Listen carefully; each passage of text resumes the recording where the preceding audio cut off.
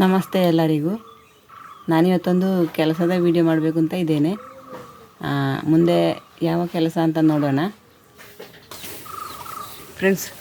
ಈ ವೈರಸನ್ನು ನಾನು ಈ ರೀತಿ ತಲೆಗೆ ಕಟ್ಟಿಕೊಳ್ತೇನೆ. ಬೆವರು ಕಣ್ಣಿಗೆ ಹಿಡಿಯುವುದರಲ್ಲಿ ನನಗೆ ಕಣ್ಣಿಗೆ ಕೆಲಸ ಮಾಡಲಿಕ್ಕೆ ಆಗುವುದಿಲ್ಲ. ಅದಕ್ಕೆ ಈ ರೀತಿ ಕಟ್ಟಿದರೆ ಮತ್ತು ಬೆವರು ಕಣ್ಣಿಗೆ ಹಿಡಿಯುವುದಿಲ್ಲ, ಒಳ್ಳೆಯದಾಗ್ತದೆ. ಬಿಸಿಲಿಗೆ ಕೂಡ ಒಳ್ಳೆಯದಾಗ್ತದೆ. ಮತ್ತು ಈ ಒಂದು ಕತ್ತಿ ಕೂಡ ತಗೊಳ್ಳುವ. ತರಗೆಲೆ ತರಲಿಕ್ಕೆ ಹೋಗುವ, ಗೋಣಿ ಬೇಕಲ್ಲ.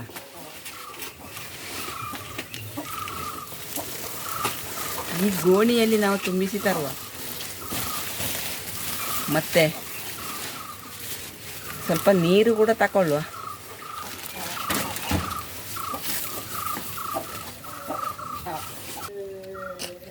ತರಗೆಲೆ ತರಲಿಕ್ಕೆ ಹೋಗುವಾಗ ನಾನೊಂದು ಕೆಲವೊಂದು ನಾನು ಇದರ ಮೊದಲೊಂದು ನಾನು ತರಗೆಲೆ ಹೋಗಲಿಕ್ಕೆ ಹೋಗುವಾಗ ಒಂದು ಇದಾಯಿತು. ಅಂತ ಹೇಳಿದರೆ, ತರಗೆಲೆಯ ಒಳಗೆ ಅಂದರೆ ತುಂಬ ರಾಶಿ ಬಿದ್ದಿರ್ತಾರಲ್ಲ, ಅದರ ಒಳಗೆ ಒಂದು ಹಾವು ಇತ್ತು. ದೇವರೇ ನನಗೆ ಕಂಡ ಕಾರಣ, ನನಗೇನು ದೇವರೇ ನನಗೆ ತೋರಿಸಿದ್ದಾಗಿರ್ಬೋದು. ಅದು ಹೆಬ್ಬಾವಿತ್ತು, ಒಳ್ಳೆ ಸುರುಟಿಕೊಂಡು ಅಡಗಿ ಕುಳಿತಿತ್ತು. ತರಗೆಲೆಯದ್ದೇ ಬಣ್ಣ ಆಗಿತ್ತದು. ನನಗೆ ಎಂತ ಮಾಡಬೇಕಂತ ಗೊತ್ತಾಗಲಿಲ್ಲ. ನಾನು ಅಲ್ಲಿಂದ ಕಿರುಚಿಕೊಂಡು ಓಡಿ ಬಂದಿದ್ದೇನೆ ಮನೆಗೆ. ಈಗ ನನಗೆ ಈ ಬಲ್ಲೆ ಒಳಗೆಲ್ಲ ಹೋಗಿ ಇದು ತರಗೆಲೆಯನ್ನು ತೆಗಿಲಿಕ್ಕೆ ಕಷ್ಟ ಆಗ್ತದೆ, ಮತ್ತು ಹೆದರಿಕೆ ಅದರಿಂದ ಹೆಚ್ಚಾಗ್ತದೆ ನನಗೆ. ನೋಡಿ, ನಾನು ಇಲ್ಲೇ ಹೋಗ್ತಾ ಇದ್ದೇನೆ. ನಾನು ಆದಷ್ಟು ಎಂತ ಅಂತ ಹೇಳಿದ್ರೆ ಸ್ವಲ್ಪ ತಟ್ಟು ಪ್ರದೇಶ ಇದ್ದಲ್ಲಿಗೆ ಹೋಗೋದು. ಇಲ್ಲಾದರೆ ನನಗೆ ಹೆದರಿಕೆ ಆಗ್ತದೆ, ತುಂಬ ಹೆದರಿಕೆ ಆಗ್ತದೆ. ನೋಡಿ, ಈ ರೀತಿಯ ಕಣಿಯಲ್ಲೆಲ್ಲ ಬಲ್ಲೆ ಒಳಗೆ ಈ ರೀತಿಯಲ್ಲೆಲ್ಲ ಏನಾದರೂ ಹಾವು ಕುಳಿತಿರ್ಬೋದಲ್ಲ, ಹೆದರಿಕೆ ಆಗ್ತದೆ. ಆದರೂ ನಮಗೆ ಕೆಲಸ ಮಾಡದೆ ನಿವೃತ್ತಿಲ್ಲ. ತೋಟ ಈಗ ಅಡಿಕೆ ಆಗಬೇಕಿದ್ರೆ ಕೂಡ ಗೊಬ್ಬರ ಹಾಕಬೇಕು. ಗೊಬ್ಬರ ಹಾಕದಿದ್ದರೆ ಹೇಗೆ ಫಸಲು ಬರೋದಲ್ವ? ಹಾಗೆ ನೋಡಿ, ಇಲ್ಲೊಂದು ಕಾಯಿ ಉಂಟು. ನೋಡಿ ಇದು ಎಂಥ ಕಾಯಿ ಅಂತ ನಿಮಗೆ ಗೊತ್ತುಂಟಾ? ಇದನ್ನು ತುಳುವಿನಲ್ಲಿ ಕಕ್ಕೆ ಬರದು ಅಂತ ಹೇಳ್ತಾರಂತ ಕಾಣ್ತದೆ. ನೋಡಿ, ಇನ್ನೊಂದು ಗೊಂಚಲು ಒಣಗಿದೆ. ಇದನ್ನು ಯಾರಾದರೂ ನೋಡಿದರೆ, ಮಕ್ಕಳೇನಾದರೂ ನೋಡಿದರೆ ತಿಂದಾರು. ನೋಡಿ ಎಷ್ಟು ಚಂದ ಉಂಟು, ಎಷ್ಟು ಕಲರು. ಆಹಾ, ಅದರಿಂದ ಅಲ್ಲಿಂದ ಹೊಸ ಮನೆ ಆಗ್ತಾ ಉಂಟು. ಹಾಗೆ ಪಾಯೆಲ್ಲ ತೆಗೆದಿದ್ದಾರೆ.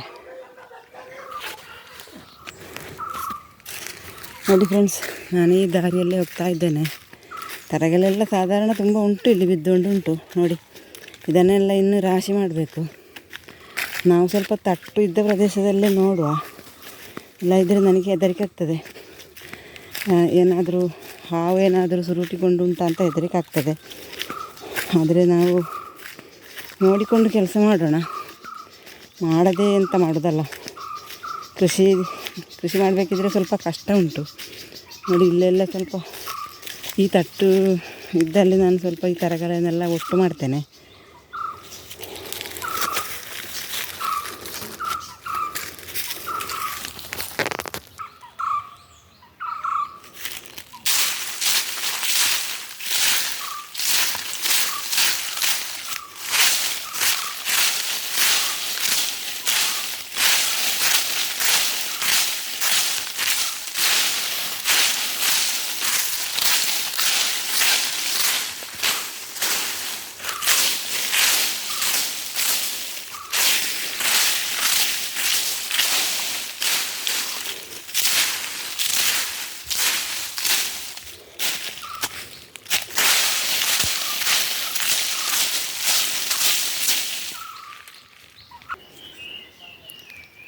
ತರಗೆಲ್ಲ ರಾಶಿ ಮಾಡಿ ಇಟ್ಟಿದ್ದೇನೆ. ನೋಡಿ,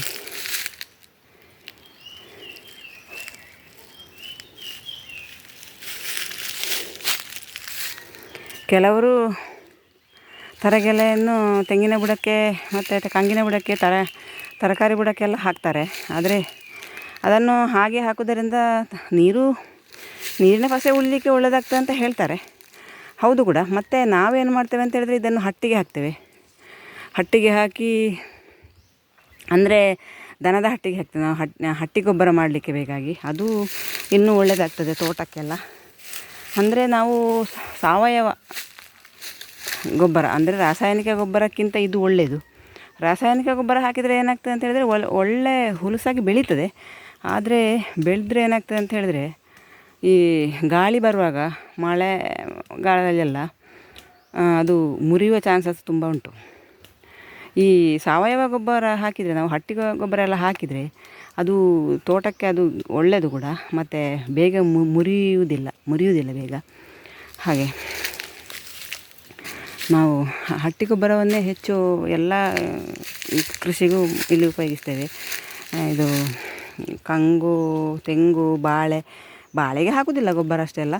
ಮತ್ತು ತರಕಾರಿ ಎಲ್ಲ ಅದಕ್ಕೆ ಹಟ್ಟಿ ಗೊಬ್ಬರವೇ ಹಾಕ್ತೇವೆ ನಾವು. ನೋಡಿ ಫ್ರೆಂಡ್ಸ್, ನೋಡಿ ಈ ಗುಡ್ಡೆಯಲ್ಲಿ ನೋಡಿ, ಇದು ಕುಂಟಾಳೆ ಹಣ್ಣಿನ ಗಿಡ. ಇದೀಗ ಹೂವು ಬಿಡ್ತಾ ಉಂಟಷ್ಟೇ ನೋಡಿ, ಇದು ಹೂವು ಬಿಡ್ತಾ ಉಂಟಷ್ಟೇ. ನಾವು ಸಣ್ಣದಿರುವಾಗ, ಈಗ ಕಾಯಾಗಲಿಕ್ಕೆ ಇನ್ನೊಂದು ಜುಲೈಯಲ್ಲಿ ಕಾಯಿ ಆಗ್ತದೆ. ನಾವು ಸಣ್ಣದಿರುವಾಗ ಇದರಲ್ಲಿ ಬೇಕಾದಷ್ಟು ತಿಂದಿದ್ದೇವೆ. ಅಂದರೆ ನೇರಳೆ ಕಲರ್ ಇರ್ತದೆ ಇದು. ಒಳ್ಳೆ ತಿಂತ ಬಾಯಿಯೆಲ್ಲ ನೇರಳೆ ಕಲರ್ ಆಗ್ತದೆ. ಅದೊಂದು ಮಕ್ಕಳ ಆಟಿಕೆಯಲ್ಲಿ ತುಂಬ ಖುಷಿ ಆಗ್ತದೆ. ಈಗ ನಾವು ಈಗಿನ ಮಕ್ಕಳು ತಿನ್ನುವುದು ಸ್ವಲ್ಪ ಕಡಿಮೆ. ಅಂದರೆ ಹೆದರಿಕೆ ಆಗ್ತದೆ, ಏನಾದರೂ ರೋಗ ಏನಾದರೂ ಬಂದರೆ ಅಂತ ಹೆದರಿಕೆ ಆಗ್ತದೆ. ಇದು ನೆಕ್ಕರೆಕಾಯಿ ಅಂತ ನೋಡಿ, ಇದು ನೆಕ್ಕರೆಯ ಕಾಯಿ. ಇದನ್ನು ಕೂಡ ನಾವು ತಿಂತೇವೆ. ಇದು ಕೂಡ ಹಾಗೆ ನೇರಳೆ ಕಲರ್ ಆಗ್ತದೆ. ತಿಂದರೆ ನಾವು ತಿಂತೇವೆ ಇದನ್ನು ಕೂಡ. ಮಕ್ಕಳಿರುವಾಗ ತಿಂತಾಯಿದ್ದೇವೆ ನಾವು ಸಣ್ಣದಿರುವಾಗೆಲ್ಲ. ನೋಡಿ ಈ ರೀತಿಯಲ್ಲಿ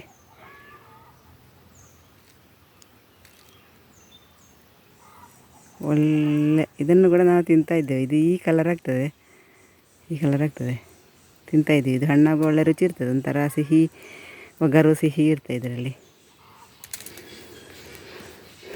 ನೋಡೋಣ ಮುಂದೆ ಏನೆಲ್ಲ ಆಗ್ತದೆ ಅಂತ. ತರಗೆಲೆ ತುಂಬಿಸಿ ಎಲ್ಲ ಆಯಿತು. ಗೋಣಿಯಲ್ಲಿ ತುಂಬಿಸಿ ಕಟ್ಟ ಮಾಡಿ ಇಟ್ಟಿದ್ದೇನೆ. ಇನ್ನದನ್ನು ಹೊತ್ತುಕೊಂಡು ಹೋಗಬೇಕು. ಸ್ವಲ್ಪ ಭಾರ ಉಂಟು, ಆದರೂ ಕೊಂಡೋಗಬೇಕಲ್ಲ. ಕೇಪುಳಕಾಯಿ ಚಿಕ್ಕದಿರುವಾಗ ಬೇಕಾದಷ್ಟು ತಿಂದಿದ್ದೇವೆ. ಈಗ ತಿನ್ನಲಿಕ್ಕೆ ಆಗೋದಿಲ್ಲ ಅಷ್ಟೊಂದು. ತುಂಬ ಬಾಯಾರಿಕೆ ಆಗ್ತದೆ. ನೀರು ಕುಡಿದು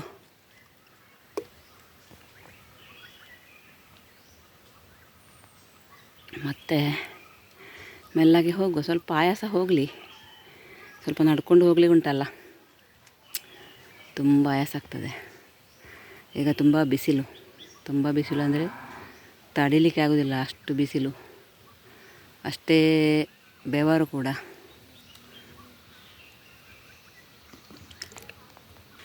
ಈ ಸೊಪ್ಪು ಗೊಬ್ಬರ, ತರಗೆಲೆ ಗೊಬ್ಬರ ಎಲ್ಲ ಸಾಂಪ್ರದಾಯಿಕವಾಗಿ ಮಾಡಿಕೊಂಡು ಬಂದಿರುವಂತಹ ಒಂದು ಗೊಬ್ಬರಗಳೆಲ್ಲ ಇದು. ಈಗೆಲ್ಲ ಇದನ್ನು ಯಾರು ಮಾಡೋದಿಲ್ಲ. ಈಗ ಏನಿದ್ರು ರಾಸಾಯನಿಕ ಗೊಬ್ಬರವೇ.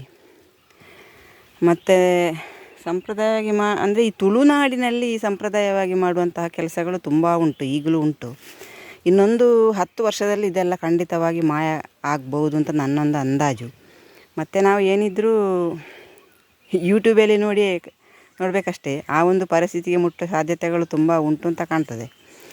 ಇಂಥ ಕೆಲಸಗಳನ್ನು, ಈ ಸಾಂಪ್ರದಾಯಿಕವಾಗಿರುವಂಥ ಕೆಲಸಗಳನ್ನು ಯಾರೂ ಮಾಡೋದಿಲ್ಲ ಈಗ. ತರಗೆಲೆ ಹಟ್ಟಿಗೆ ಹರಡು.